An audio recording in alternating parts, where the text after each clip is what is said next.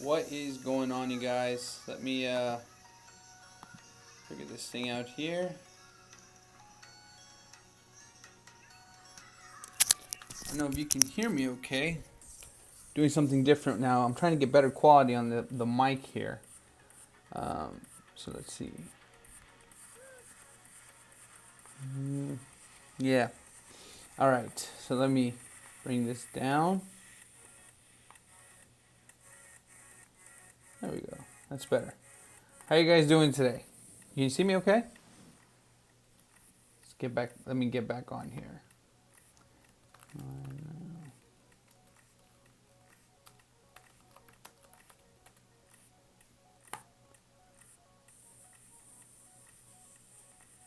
All right.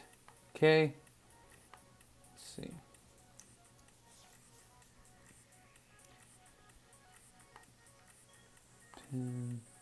Pin.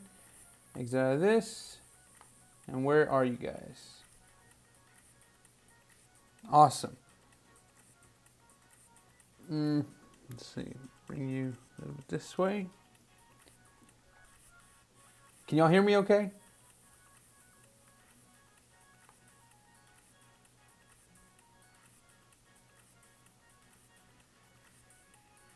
I don't know if you can hear me.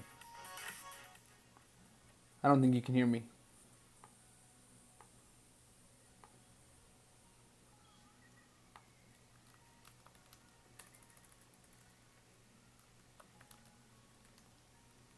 Can you hear me? That is a question I have. If you guys can hear me or not. I want to make sure you can hear me. Awesome. Because on here, I cannot hear myself. So I don't know if I'm on or not. So thank you guys for joining. This was a tough one. I posted on Twitter to see where people felt more comfortable with me doing a live stream, whether it was on YouTube or it was on Facebook or Twitter, or Periscope, I should say. And on the first one, it was actually a tie. So it was a tie between YouTube and Periscope, like literally exactly the same. So I did another one just really quick, and that one YouTube did win. So I don't know if everybody who voted from Periscope maybe weren't available to vote, but they lost. So it was pretty something else. So I don't know, maybe I'll still do a Periscope after this. I'm not sure. The reason why I'd asked, maybe if YouTube was the right place or not, only because YouTube is trying to get into the live feed here kind of deal, right? And they do have live stuff, especially when it comes to gaming. I mean, there's a plethora of live videos there. But for what I'm doing, I don't really see a ton of YouTube channels that do that. There's only a couple that I know of that do this kind of live thing daily. And, I just wanted to make sure that, if I'm going to spend my time here, it's something that's going to be good for you guys as well, because obviously Twitter is where I love to hang out with, and I know Periscope is very close to Twitter, but what I don't like about Periscope is that you don't get any kind of feedback. So like all of the comments that are coming right now, I can read them, I can respond to them, I can scroll up and find them again. On Periscope, if I'm talking to you, if you put a comment and I don't catch it in time, it disappears, and if I didn't even see it, then I would never know it. You know what I mean? Whereas even here, I can go back and reply to every single comment. And so that's why I'm like always on the verge. And I thought about doing Facebook Live, because Facebook right now is very good when it comes to doing live video. But the only thing about Facebook Live is that my audience, I mean, you guys aren't necessarily on Facebook as much, at least from what I see. Like I said, I'm very active on Twitter, so it makes sense for you guys to be more active with me on Twitter. On Facebook, my page is just there. So I did that more because I was wanting to get into Facebook, and then I just stuck with Twitter because Twitter's great.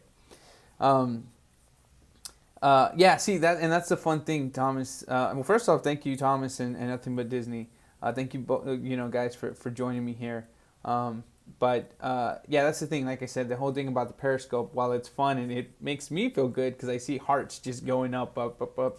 Um, it's like I said, if I don't catch it, I don't see it, and I definitely don't want to make anyone feel like I'm not either caring or interested in replying to their comments, because that's not the case at all. So I'm here doing this now, and I'm going to start doing some heavy promotion to let people know that this is happening on a daily basis.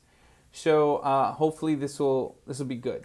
So thank you guys for being the first ones as I tested this out for the entire week. I wanted to test it out, like I said, because the app, make sure that the app would run smoothly. Because if I'm going to be doing this in YouTube, last thing I want to do is when I go to the parks, it doesn't work out good. So let me turn this off. I don't know why it's doing this here. Wow. Yeah. Okay, iTunes. So yeah, that's what I wanted to do. I wanted just to make sure that the stream was going to be strong and going to be good, especially on the cell phone, since that's what I'm using it on, right? And yeah, it looks like it did a good job, and so I'm ready to go with it. So I'm really excited that you guys are joining me today. And as you can see on the title, what we're going to be talking about. You like YouTube better? Yeah, I do. Like I said, I like the fact that I can get to these comments, and even with Facebook, the kind of what I kind of like about YouTube. Not to say that if it's the first time you're watching this video, or you're coming off and you're not a subscriber or something, you're watching this video. I'm not saying this in a negative way or something, but YouTube, for the most part, you get people who kind of know you, which is great. The problem with like Facebook and Periscope, and that it's more Periscope than it's Facebook, but you'll get like random people who are just like, what's going on here? And it's one of those things where it's like, I mean, you know what I mean? I'd rather talk to people who know what I'm doing and enjoy the same thing that I'm doing. So that's what I'm kind of liking about YouTube. The problem was, like I said, is I'm having the trouble of doing a live feed with good sound and stuff. So whoops. So when I tried using the computer, that didn't really work out as well either. So phone it is, good to go. But thank you so much for joining me. Like I said, you guys, this is probably going to be a hopefully a decent live stream here. Yeah, the others, yeah, it's the first time here. So I'm trying to figure out different ways to kind of let people know about it, whether it's through a text message or signing up or something. So hopefully this will become. That's why I want to build a consistency. So every single week, maybe even every day. Maybe I should add Saturday and Sunday. No, it's too much, right? Y'all don't want to see me that much. Maybe Monday through Friday, but just build that consistency that at 4:30, this is happening live. But in today's video, we are talking the best ride at Epcot. Now again, just like all of these kind of videos, this is going to be my personal preference. If you've never been, but you know of some rides that you'd be interested in getting on, definitely comment below. If you are interested in finding out about some of the rides at Epcot, I definitely can reference you to some channels that really show a lot of the park. And obviously, if you've ever been to the park, or you personally have one that you personally want to get on, should you ever go to the park, definitely comment below. And so today, Epcot, right? So I kind of was thinking about this because I wasn't really sure where I wanted to go with it. I mean, there's so many rides at Epcot. Scratch that. There's not a lot of rides at Epcot. There's only so many thrill rides. So you have, I wanted to pull up all the rides here just to kind of give you an idea. And I definitely don't want to say the wrong names because I have a tendency to butcher names sometimes. So, on the attractions, of course, you have Spaceship Earth. You have, let's pull up the other ones here. You have Ellen something Energy. Now I can't remember. Can't remember what it is now. Okay, anyway. So you have the Coral Reefs. Coral Reefs is kind of like a big aquarium. So I consider it an attraction because honestly, even though, yeah, you can go to a zoo and something like that, I don't think there's many zoos that can match this kind of aquarium. Because these aquariums here are really massive, great fish, great sharks, very close up you can get with the animals. So definitely I consider that an attraction as well. They recently added the Disney Pixar short film. So Ellen's an Energy Adventure. Of course, now they have Frozen Ever After, which I have not been on yet. So, consider this as far as my choice prior to being on that ride. They also have Living with the Land, which is considered an attraction, right? Mission Space and Soarin' and Space Birth, Test Track, Turtle Talk with Crush. Again, I consider that an attraction. I think anything that requires you or anything that gets you to get a smile on your face, right? That's what I would consider an attraction. Hey, Raleigh, thank you for joining. So Test Track would be your favorite. Okay. So yes, they have all these, right? Test Track and Ellen's Adventure and stuff. So to me, this was tough because I told myself, okay, well, do I want a ride that, makes me scream, makes me laugh, makes me relax? Like Ellen's Energy ride there, man, that will you could take your shoes off on that ride. It's a long ride, it's air conditioned, and it's usually never packed. So you usually have a pretty big row to yourself. So to me, that's where I was thinking. But the ride that I'm gonna choose, and it always goes back to sentimental value, is Spaceship Earth. So for me, that is the best ride. Now, it's not the fastest. It's probably one of the slowest. It definitely is not the newest. It's one of the first ones. But the reason why I consider it to be my favorite, where I can ride it over and over again, where if you told me you can only get on one ride at Epcot, which one would it be? The reason why I would choose Spaceship Earth. And granted, I haven't ridden Frozen yet. I have not gotten on Frozen. I am a sucker for what was. So in other words, what I mean by that is seeing the ride the way it was. Nothing's been changed. There's nothing that's, been moved into screens, projections, or nothing yet. Like everything took grease and took oil and took metal and took brain smarts and takes computers that are the size of the wall kind of deal. Those are the things that really make me appreciate a ride like that. It's not necessarily, like I said, the fastest. It doesn't have a decent soundtrack either. But what it has, like I said, is it to me at least, it really kind of gets me out of the everyday and really makes me sit there and appreciate what I'm watching. From just hearing the cold air conditioning blowing, which you won't think it's air conditioning, it's just supposed to be more like you're in space or you're trekking the land, so you hear like a but hearing the narrator talk, depending when you went, whether it was in the beginning when it was a male, now it's female, or vice versa. Hearing, being on the ride there with the little TV projector and saying like, look at the future. And it's funny because a lot of the stuff that they say is the future, it's like, it's our past now. You know what I mean? Like we already have computers that are way smaller than what they show. We have computers that can fit in our hand. And, to me, that's what I think is really, really cool, to see what was expected in the future and to now be a part of that future. It's something that I think makes that ride really special. You guys are all subscribing to each other. Awesome. So to me, that's something that I personally enjoy about the ride. And I think if more people got on the ride with that mentality of just kind of like appreciating it, it's not like, let's get on this ride and then coming out like, that ride was lame, that took a long time, that was boring, the animatronics were fake, or they looked fake or weak looking, whatever the word you want to use. I think if people really get on that ride and really just kind of appreciate the work that was put into it, and then the idea behind it of what the future was to people in the past, so this wasn't a ride, like, it's interesting because this wasn't a ride that somebody made now pretending to be in the past, which you do get a lot of those, right?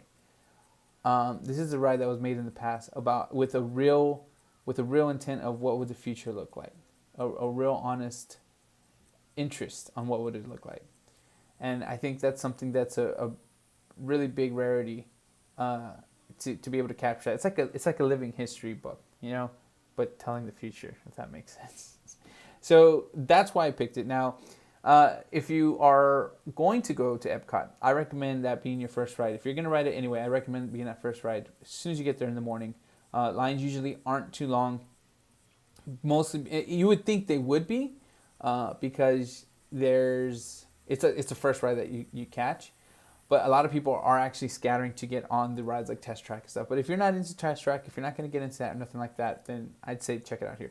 If you are, definitely go to Test Track first, because that's going to pack up pretty fast. Test Track and Soarin', especially now the new updated Soarin', it's going to be much more packed, I would say. So definitely go there first. But if it's your first time going, or maybe not your first time, but it's first time you're thinking about riding Spaceship Earth, hit that one first. Or if not, kind of just keep an eye out. Keep looking at the app, telling you the wait in line, you know, the line, how long it is, because it will fluctuate. You'll see it either be an hour long, and then sometimes you see it be like 15 minutes long, because basically people are going different parts of the park, doing different things, eating, enjoying the World Showcase. I mean, that World Showcase will take you some time. So definitely keep an eye out on that, and get on that as soon as you can. So again, this is the beauty of being live. So if you're watching the replay, be sure to make it a point to be here at 4:30. Normally it's 4:30. Today we started at 5 just because I was doing that poll. But 4:30, it looks like Monday through Friday we'll be doing this live. So I get to do the comments, which is what I love. Thomas talking about Frozen. He had trouble on the first day of the opening, had to shut it down. Yeah, so on the first day of Frozen, that was a big issue. It was some trouble, but it's come to be, it's expected. You know, that, I mean, you want everything to go off without a hitch, but at the same time, you know it's probably not going to happen. There's so many people that show up, such a big line. The ride gets pushed through so much that, you know, no matter how much you do test runs, it's just not going to be the same. So I know they had some hiccups. I know like maybe 2 or 3 weeks ago it was shut down. I know a couple days ago, actually, it was also closed. Nothing serious, just having issues with it, and so it would reopen. So I think it was opened today. It was opened up again. So it's just one of those things where you have to kind of wait and see. But I remember in this ride.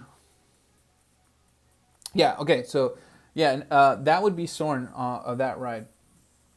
That sounds like it would be Soarin'. So and all I can find. Yeah. So with Soarin', what it is that you sit down. And it's a huge projection screen. Like, it's a huge screen, like beyond IMAX screen, right?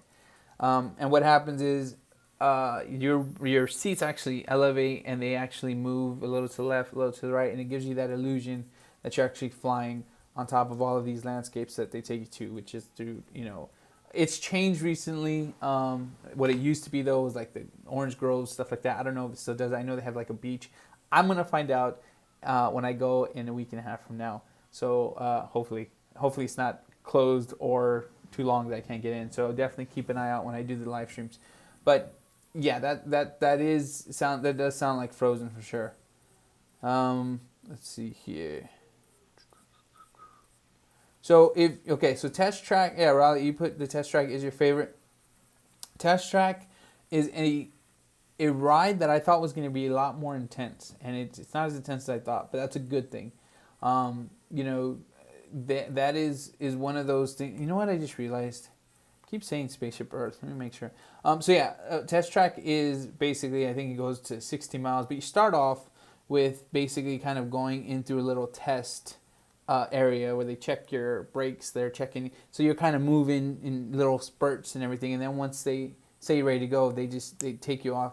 They take off there. Now, like I said, it's 60 miles an hour, which sounds really, really fast, but because of the pressure of gravity, basically, that is on you while you're going, it feels good. It feels okay. It doesn't feel too intense, at least to me. Maybe it does. Maybe it does to you. To me, it feels good. I mean, my children got on it, and they had a blast. So it's one of those things that I think, like, you got to try it. You can't be afraid. You just got to definitely get on and try it. And check it out. And I think that you'll enjoy it. But again, guys, this is going to be something I want to do daily. I'm going to, if you could be so awesome, if you're watching the replay of this, you know, let other people know, share the videos, share that we're doing this on a daily basis. I love doing this. It's great to be able to talk with you. You can see everything that's going on. So I'm still trying to get things better. I want to get like a better camera instead of using my phone now. The phone was just meant for when I go somewhere like to the park, whatever. But here in my room, I prefer much better quality. But hopefully the sound is better. But so be sure to subscribe if you haven't subscribed. I will be doing a new video come Monday. Have a great night, day, weekend, whenever you're watching this. And as always, stay magical. See if I can turn this off.